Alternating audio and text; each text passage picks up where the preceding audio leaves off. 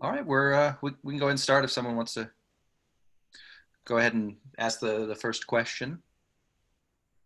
I'll start us off. Hi, Brooke. Hi, Dr. Kincannon. Um, I, I'm guessing you just got off the call with the commissioner. Can you tell us what you guys talked about? Sure. Today's call, of course, had more changes to the rules for schools as we approach the 2020-2021 year. And we did talk a little bit about the order for from the Attorney General, or the opinion from the Attorney General regarding public health authority orders. And so what are the implications of Paxton's opinion on that order? Do we know yet? Sure. I think for us, that means that if the Public Health Authority issues an order to, well, first of all, let me just say that the Attorney General's opinion is that it's just it's a legal opinion, not a health opinion. And for school districts that are closed, then there's an implication for funding. And so basically we're back to 4 weeks of remote instruction at our choice. And the state will give us that, TEA will give us that leadway into the school year if we want to have remote instruction only.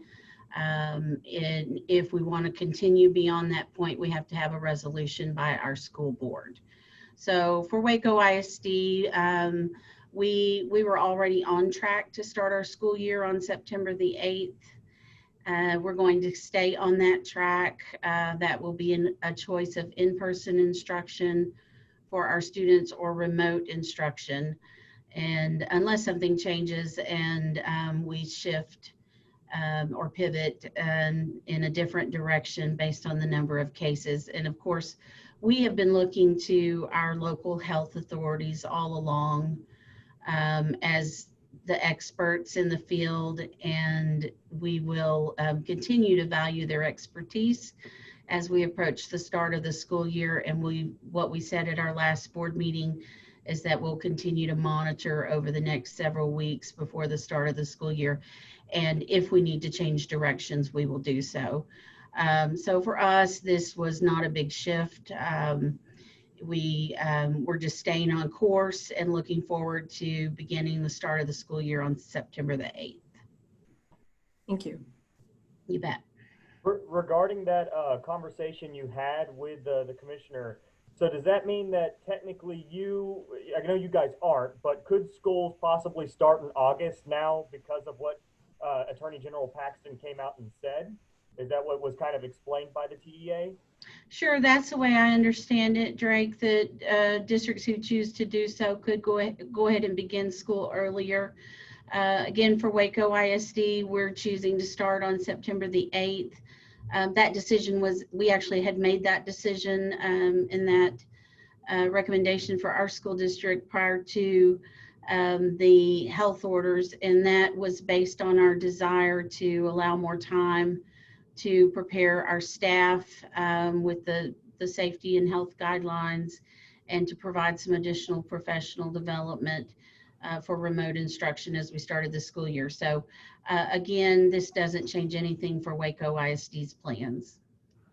Does this change anything with athletics starting earlier instead of starting September 8th as the health district initially said had to happen? Yeah, the way I understand it is that you could begin practices back again based on the Attorney General's recommendation. We'll continue to look to our local health experts. For 5A and 6A school districts, we have a little more flexibility because our season is starting later. So the change is really a big change for the smaller school districts. For us, we won't begin our seasons until the end of September, so we're in pretty good shape there.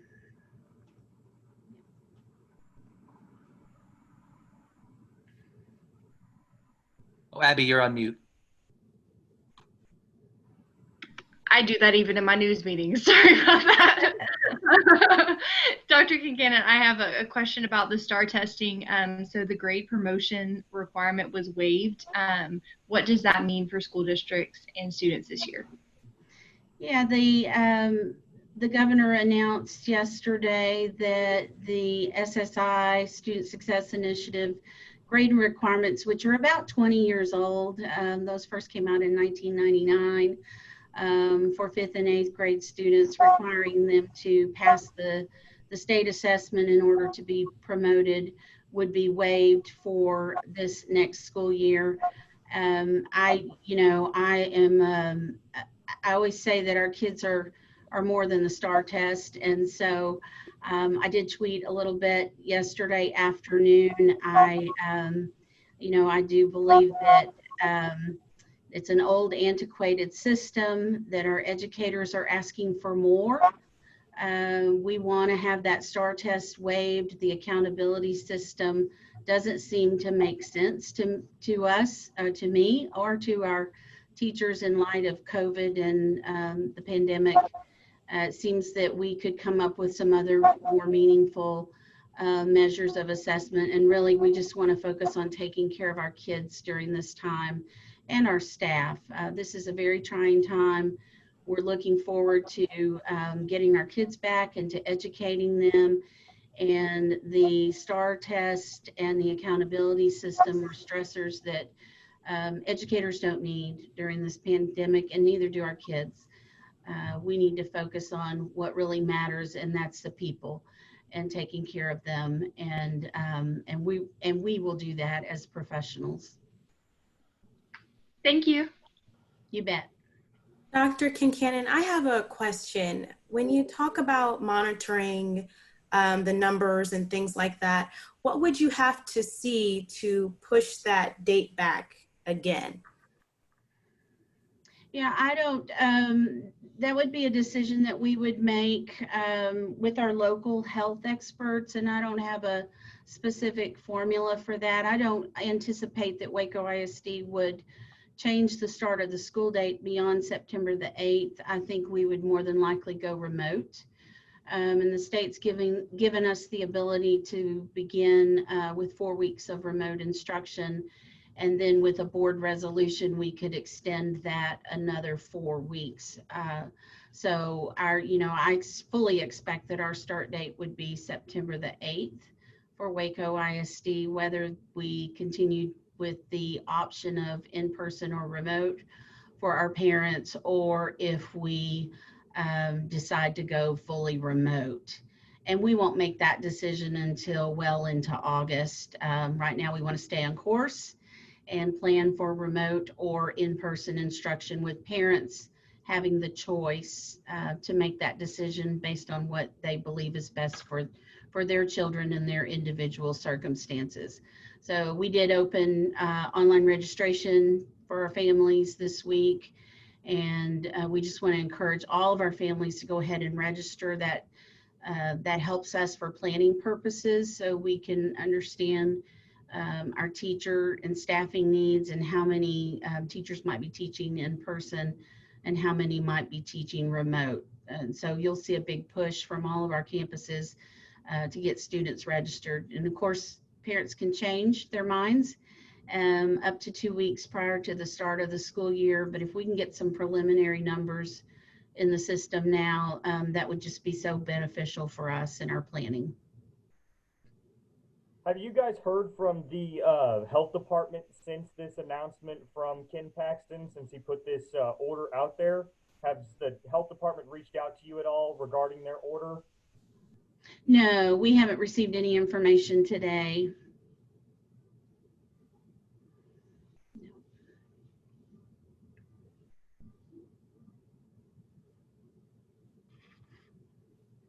All right, anyone have any final questions or follow-ups? Yeah, just I know this doesn't seem to really impact Waco ISD's plan at all, fortunately, but could you speak to sort of what other districts in the area are hearing, or I know you guys are meeting with Dr. Werner. Was it weekly, or can you talk a little bit about that process? Sure. We had our first meeting with Dr. Werner, I believe that was yesterday. And there, it's impacting all of us differently. And I think of course, you all have been following the stories and writing those stories. But the frustration has been around the activity piece, not particularly around the September 8th start date, but some of the smaller districts who have an earlier schedule for playing for UIL purposes have some frustrations around the piece of the order that impacts their ability to practice and bring students together. And so that impacts them, although there's not been an impact to us since we aren't starting until September the 8th. I do have one more question about the STAR test, just to make sure I understand. Will there still be a test with mathematics and reading at the end of school year for 5th and 8th grade, and that's just for parents, or is there not going to be one at all? Yes, the state is still planning to provide all of the same tests, to administer all of the same tests to all groups of students, all grade levels, including grades 5 and 8. The SSI, the Student Success Initiative, those promotion requirements provided 2 additional opportunities for students to pass the exams, since they're required to be promoted. And so students won't be taking multiple exams if they don't pass on the first try. And so that was the change. And, clearly that was not what we were looking for. We were looking for that test to be waived, for the accountability system to be waived in light of this pandemic, and so that we can really focus on the social emotional needs of our kids and continue while we're continuing to educate them and teaching those instructional standards. Thank you. And I just have one last question. As we do approach that start date, is there anything you wanted to say, a message for students or parents or anything like that? Yeah, I do. Thank you for asking. We care deeply about our students. We're looking forward to welcoming them back into our schools this fall, or welcoming them back virtually, depending on whichever choice that they make with their families. And we're going to work diligently to implement health and safety guidelines and to take care of our students and staff. And we're excited about a new school year, and we want to take care of our kids. Okay, everyone. Ken, you had a question? Yeah, sure. Was there any guidelines set for teachers with underlying conditions in Waco ISD? And how do you go about that with them having in-person classes? Can you say that one more time? I apologize. I didn't quite catch that. Was there any guidelines set for teachers with underlying conditions who may be concerned about returning to class so far? And how do you go about taking care of them? Yeah, thank you for that. We are asking our teachers to notify us. We're talking to each one of them if they have an individual situation, and we'll be prioritizing teachers for remote instruction who have underlying health conditions. And then our second priority will be those who live with someone with underlying health conditions. And our ability to accommodate all of our teacher requests is going to be dependent on the number of students who select remote instruction. And so it will take some time for us to sort that out. And like I said earlier, we need our parents to register their students for the new school year so that we understand how many students want remote instruction and how many want in-person instruction. And that will determine our ability to accommodate staffing needs. And I just have one more question. Do you, because this doesn't really affect you guys now because you're already set to start later, has it become kind of frustrating with all the different changes and like the confusion that's going on? And do you think that might end up happening further into the school year? You know, I have come to dread the new information that's coming out daily, because it does feel like we're getting yanked around a bit, and it feels like it's a political game and not focused on what's best for the students or on safety and health guidelines. And so it has become frustrating, and we're taking it a day at a time and working through it. But just when you think you have a plan, you get some new information, and you have to pause and figure out how that impacts you and the work that you're doing. So for Waco ISD, we're trying to stay on course with our plan unless we can't.